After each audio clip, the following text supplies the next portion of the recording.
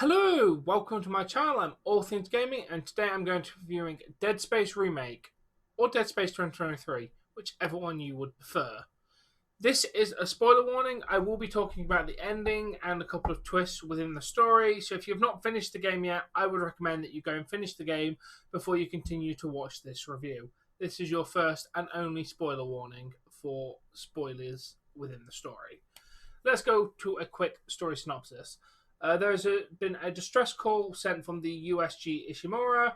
You are part of an emergency maintenance queue which comprises of engineer Isaac Clarke, you, computer specialist Kendra Daniels, chief security officer Zach Hammond, Corporal Chen, and Corporal Johnston. You are concerned that your girlfriend sent you a message, which is why you wanted to come. Nicole Brennan sent you a weird message. You arrive to the Ishimura and the docking sequence fails. The shuttle crashes, leaving you and your teammates on board stranded in a seamlessly abandoned ship, which immediately turns out not to be abandoned when Chen got destroyed by a monster. Yeah. There you go. That's the quick story synopsis. You and your teammates get stranded on a ship full of monsters in space. Anyway, let's get into differences from the original compared to the remake. In the remake, Isaac has a voice, which adds a little bit of depth to his character, in my opinion. I'm not talking about good or bad. All the changes are good, come on. Isaac has a voice, which is really nice. They change up the asteroid mechanics. In the original, you manually did this on a turret to target the asteroids, whereas in the remake, you were in zero gravity to do it, making it slightly different. There's actual side missions within this game now. First one is You Are Not Authorized, focusing on creating a master override using rigs of the crew members of the Ishimura. Then there's Medical Malpractice, where you focus on unraveling the origins of the Hunter Necromorph. And then Scientific Methods, which is focusing on Nicole's investigation of the origin of the Necromorph outbreak aboard the Ishimura. So there's three little side stories and side missions that you can do within this game. Another little thing that they changed was you can go back to any previous suit within the game. Whereas if you upgrade to suit 3, you can now go back to suit 2 or 1. Whereas originally you couldn't do that within the original game. They changed up the weapons. Like the pulse rifle is now not very good anymore. Whereas the flamethrower got arguably a lot stronger in this game. I used it quite a lot within my playthrough. And I will verify that the flamethrower is quite good in this game, to be fair. And one of the biggest changes that they made was Elizabeth Cross was murdered off screen in the original game. But in the remake, she's right in the ending, which we'll talk about more later. But yeah, she's not killed off earlier. She's actually right at the end of the game. So there's a big change there. And one last thing I want to talk about, two things actually, I want to talk about before we get to what I liked and didn't like.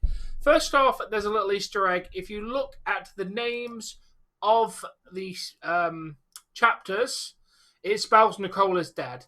New arrivals, intensive care, course correction, obliteration imminent, lethal devotion, environmental hazard, into the void, search and rescue, dead on arrival, end of days, alternate solutions, dead space. It spells Nicole is dead. There's a little Easter egg that was also in the original. I just thought it was very cool to point out. And the last thing I want to point out before we get into the review is that the game has a secret ending. If you do New Game Plus and collect loads of things throughout the game, you get a secret ending. Isaac's voice lines change during the hive mind boss, indicating that he has something else to do. In this ending, he's directly influenced by the marker and goes full on schizophrenic, thinking that Nicole is still real. Even telling her, who by the way is dead, and Elizabeth Croft is her. Spoiler warning for the ending there. That he's going to build a new marker. So yeah, he's completely gone batshit insane, thinking that Nicole is still alive. Whereas in the original ending, he realizes she's dead when Kendra Daniels reveals it, and she turns out to be from a different company, and yeah, is actually not working for your team and is just trying to get rid of the marker to cover up the problems that the old team did and leaving the marker there.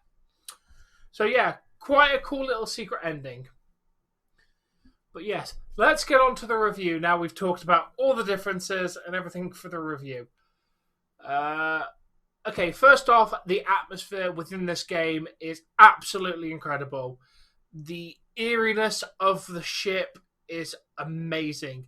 You feel on the edge of your seat, like anything can get you at any time, because you're just so alone, but you're not alone. The atmosphere is, by God, amazing. No matter what part of the ship you're in, whether it's the other ship you have to go to, you go to another ship during the game. That also adds a game, again, the cool kind of atmosphere. The atmosphere on the game is really, really good. From the start to near the end, the atmosphere is incredible. Absolutely amazing. The setting, being on the ship, is really cool. I like it. And again, they send you to another ship. They send you onto a different planet right at the end. They do shake up where you are within the game. There's different types of stuff, which we'll get into in a minute. But yeah, the actual setting is really nice. The Ishimura is a really cool thing, and a really cool setting within the game. I do think the setting was really, really nice. The pace of the game, I didn't think rushed itself. It didn't go from, oh look, no monsters, here's monsters, try and get out. Like, they paced out the game really nicely. The task that they gave you slowly unlocked the ship. They paced out the unlocking stuff, the getting the suit upgrades, getting the security upgrades, everything like that, within a nice little pace. They didn't rush out anything. I didn't feel like the game just went, oh, we need to do that now. Like, it was a very nice paced out. The story points were very nicely paced out. It didn't feel like it was rushing anything, or didn't feel like it was taking too long to get to the points that it needed to get to. And the story was pretty good. Some of the story points was good. Like, the twist with Elizabeth Scott in the end was good. Hammond, rest in peace, bro. You were so awesome. We loved you, Hammond. Long live Hammond. Honestly, I thought he was going to be the one that turned out to be the traitor, but it actually turned out to be Daniels, which really surprised me. It was a nice little story plot twist. Elizabeth, of course, being alive in the ending was a really nice little plot twist as well. I really didn't expect. I mean, I didn't think Nicole was still alive, but in the original, it turns out that she's just not there. Which, this one where the person's with him, but it's not her, made a lot more sense. The marker influenced him for that, and Daniels was seeing her brother with the marker. I don't know who the brother was. I think it could have been Jacob Temple, who got killed. I don't know. But Daniels kept talking about her brother throughout it, so he wasn't the only one seeing what wasn't there. So that was a nice little story point as well.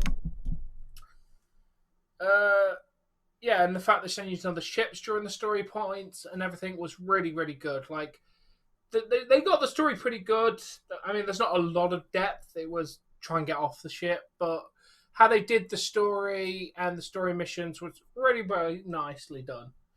I only really have one dislike within this game, and it was the final boss fight, which don't get me wrong, it was a nice boss fight, but because it was like outside on the planet and everything was nice and bright, it didn't feel Dead Spacey as much as I would have liked the final boss fight to feel.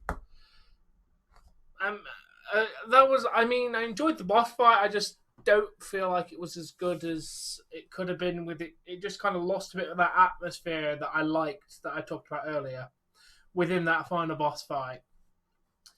Just a little bit too actiony, a little bit too not Dead Spacey for the ending boss fight for me, for my liking.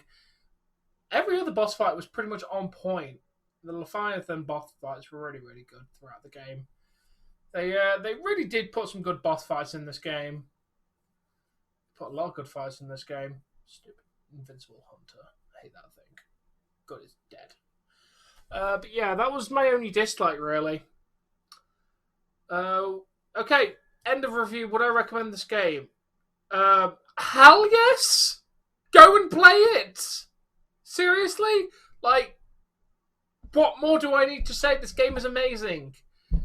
Like a solid 9 out of 10. Very, very enjoyable.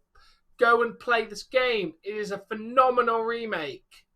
It took everything the original had and improved upon it a lot. I really hope they remake 2.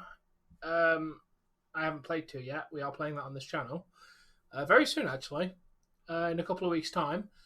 But yeah, I would recommend that you check out this game. It's a phenomenal remake. Really, really good. Anyway, that has been my review. If you have enjoyed this review, please make sure that you've liked this video, you've shared it around, and subscribed, because I do plan to make more videos like this. Anyway, thank you very much for watching, and until next time, guys, joyous viewing.